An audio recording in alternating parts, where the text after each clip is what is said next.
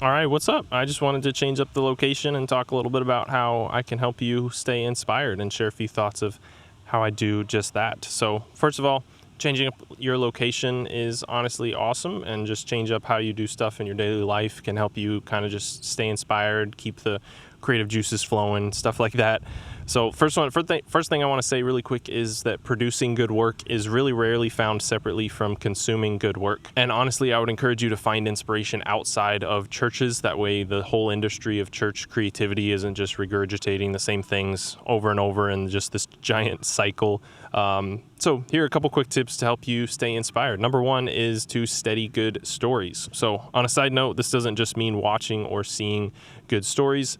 I would really try and take the time to analyze what you're seeing, what the producers were talking about when they made this video, the lighting, the audio, stuff like that, and think about all the choices that they made to make this piece of art happen, really. Books, movies, documentaries, videos, the list is pretty much endless. Just anything that kind of helps you analyze and really sit and think about why the directors and the people that made this movie or this video or who wrote this book were making the choices that they did at certain points in the piece of creative art.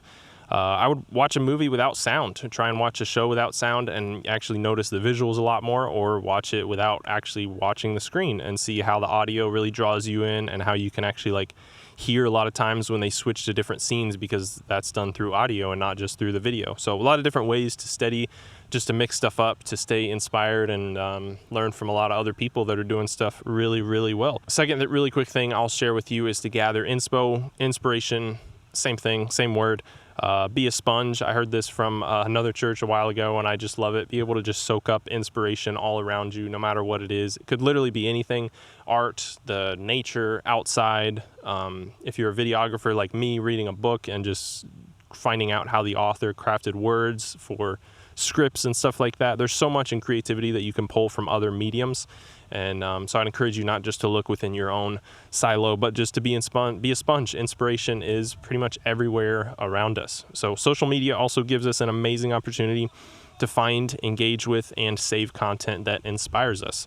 So I'd encourage you to follow some creatives so you have your own personal inspiration feed curated just for you. Here are a few quick places that I go to for inspiration for some of my videos. Number one is YouTube. I'm sure you know I love YouTube, and I just love it as a platform, but I love how easy it is to create. It's free.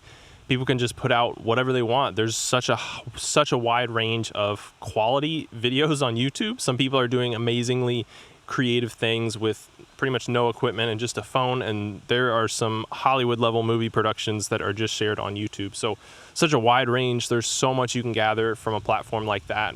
Different channels are making so many different variety of art, creative works, stuff like that. So something like YouTube is awesome.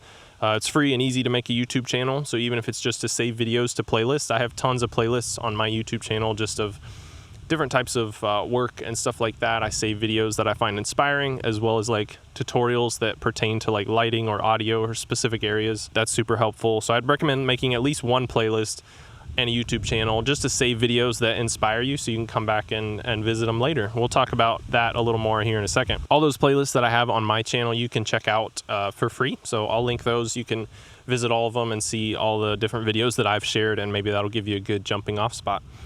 Next one is Vimeo, which is a great source of video inspiration, but sometimes it just takes a little more digging. So there's definitely a different level of quality on here, but there's also just some random videos that people just use more for video storage, or these videos on this course are hosted on Vimeo. So there's more stuff like that that's kind of like video storage, and it's a little less on the social media side, but there's still a lot of really good, high quality short film type of stuff. Vimeo is really big for those kind of things. I kind of describe Vimeo as a little more curated and exclusive YouTube. It's made for short films of the world more than kind of the vlogs and stuff like that.